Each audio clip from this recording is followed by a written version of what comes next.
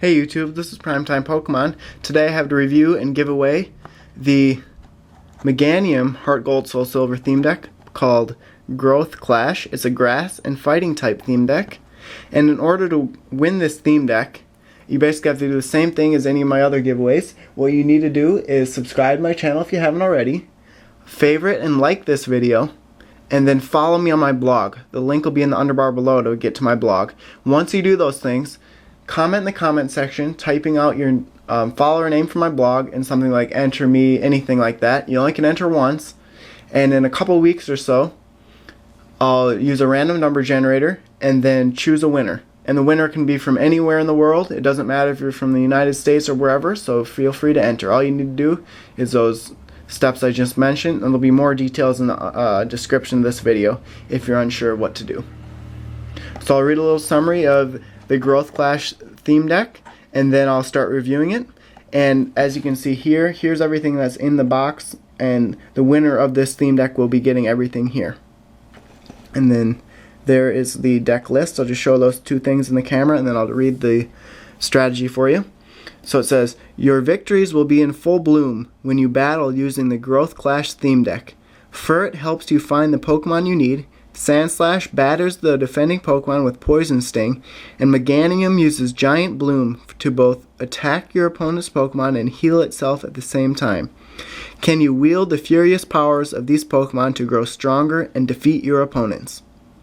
So I'll try and relate this strategy with the Pokemon that I'm reviewing in the deck.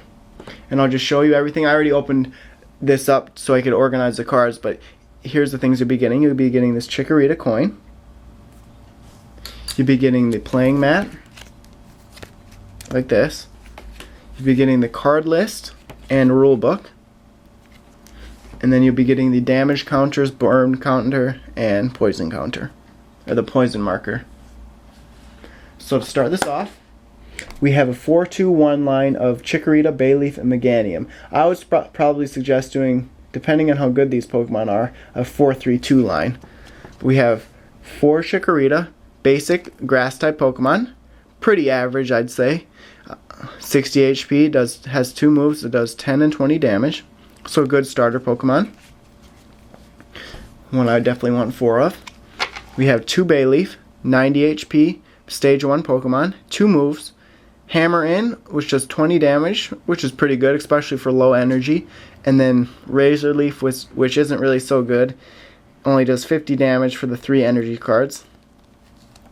I'll have to see how Meganium is to see if it's worth using Bayleaf. To be using this line.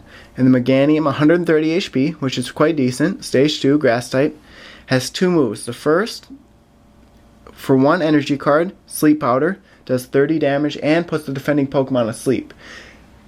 I'd probably think about as well, if you use Meganium and Sleep Powder, maybe try and find another Pokemon in this deck that has the ability to do more damage if the defending Pokemon is asleep. And then its second move is called Giant Bloom. 3 energy cards, 60 damage, so standard attack for the energy cost. And it removes 2 damage counters from Meganium. So it really makes, if you do use Giant Bloom, makes Meganium seem like it has 150 HP. So just looking at them at first glance, you could really get away with only using 1 energy card on this whole line and still be able to do a fair amount of damage. Oh, sorry, I wasn't looking in the camera at all, but there's the card. I was moving it up a little bit. Now we're going to go to a colorless Pokemon, Sentret. I mixed that up. There's 4 Sentret and 1 Furret. Usually go this way. So start off the basic. Colorless, 50 HP, so a little lower than you'd like.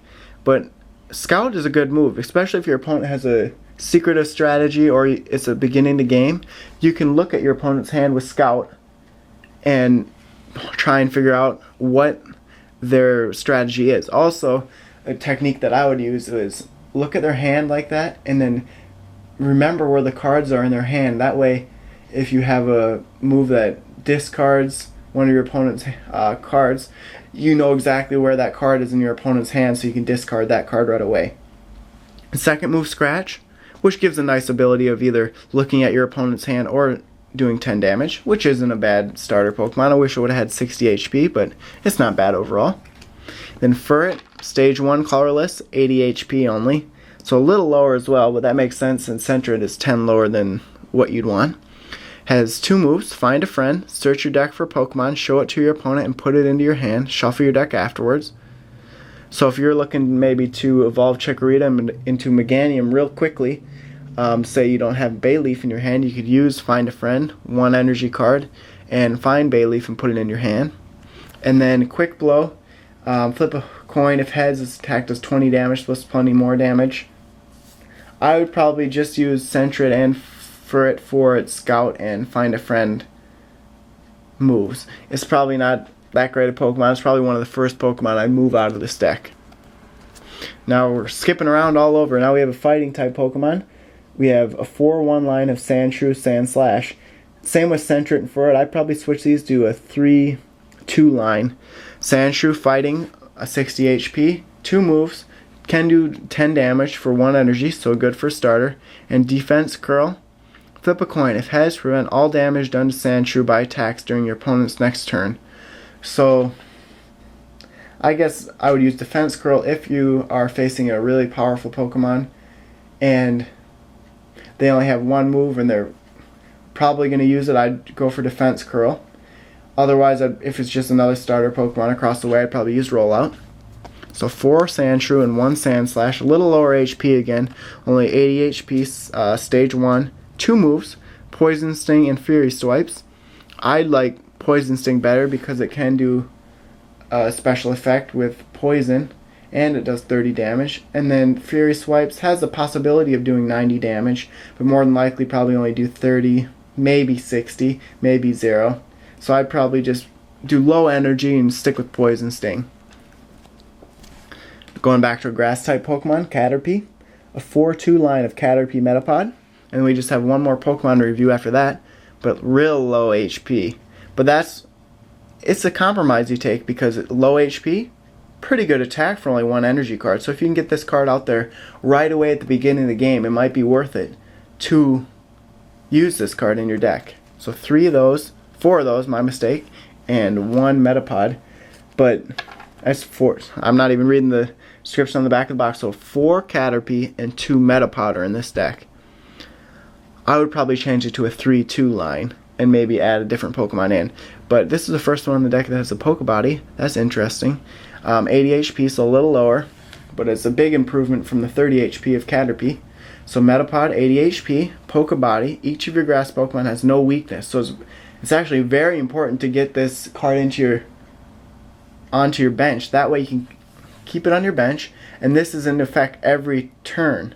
So basically you can retreat your, let's say, Meganium, and Meganium has, I'll check here, Meganium has a 2 colorless energy retreat cost, which isn't extremely high, but you could go outside of this deck and try and get Pokemon that do a lot of damage and have high retreat costs, and they'd be able to retreat for free. So Metapod is a staple in the deck, so you definitely want to have Caterpie and Metapod in any grass type deck and be able to make your life a lot easier.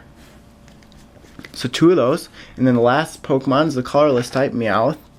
Probably can't talk like in the cartoons, but we'll see. 60 HP, basic. So Payday, I like this move. Payday, 10 damage, plus you can draw a card, and it has the ability to dig claws. So I would actually look at and see how Persian is. You might maybe do a 2-1 line and take out maybe Sentret or Furret or something like that that's a little weaker. But Payday is a nice move, especially if you're low on cards in your hand. You can draw a card and do some damage. So it's a good starter Pokemon. So that is it with the Pokemon. Overall, Meganium I'd stick with probably just the way it is. Maybe do a 4-3-2. Furret and Sentret, like I was talking about, I really wouldn't use those for doing damage. Maybe just either searching for a Pokemon, that type of thing, or drawing cards. Meganium as well, that line, probably low energy. So I probably wouldn't use much trainers that need, or trainers that get more energy cards, because you wouldn't use that many energy cards in your deck. But I would also search for grass type Pokemon that can have really high retreat costs, but then if you put Metapod in play, it'd have free retreat costs. So that's something I would look at as well. And like I said, I'd look at Persian to see if Persian would help this deck out if it does a fair amount of damage, because Meowth is quite good. It could just be left on its own.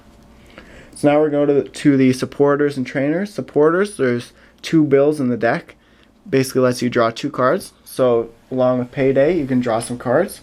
You could draw 3 cards, 4 cards in a turn, 1 per turn, and then use Bill, draw 2 more, and then if you have Meowth in play, in the active Pokemon card spot, you could draw 1 more.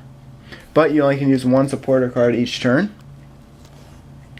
We have Moo Milk. Choose one of your Pokemon, flip 2 coins for each heads, remove 3 damage counters, so it has the ability to remove 6 damage counters from 1 Pokemon, which is very good, especially Metapod like that. You even hit 50% on this card, you would be able to basically revive Caterpie, at only 30 HP, so you could take off 20 damage. It wouldn't be bad at all. So 2 of those, Moo Milk, just 1, my mistake. 1 Moo Milk. I would consider adding 1 more. Pokemon Communication, there's 2 of those. You basically just choose 1 Pokemon from your hand, show it to your opponent, and then search your deck for a different Pokemon and put that into your hand. Pretty decent one, especially if you're looking to evolve Pokemon. So 2 of those. There's 2 Pokemon reversals in the deck, and what this does, it flip a coin, which I don't really like, but flip a coin. If heads, choose one of your opponent's bench Pokemon and switch it with your opponent's active Pokemon. So if you get lucky here, it could be quite beneficial, especially if you're doing a powerful move. You might be able to knock out that bench Pokemon that you just moved into the active spot in 1 turn. So there's 2 of those, and then there's 2 switch, and it allows you to switch one of your active Pokemon with one of your bench Pokemon. If you have Metapod out there and you have mostly grass type Pokemon in your deck, this card really isn't necessary, so I'd probably add in something like a Moo Milk, a different trainer like that. That would be better.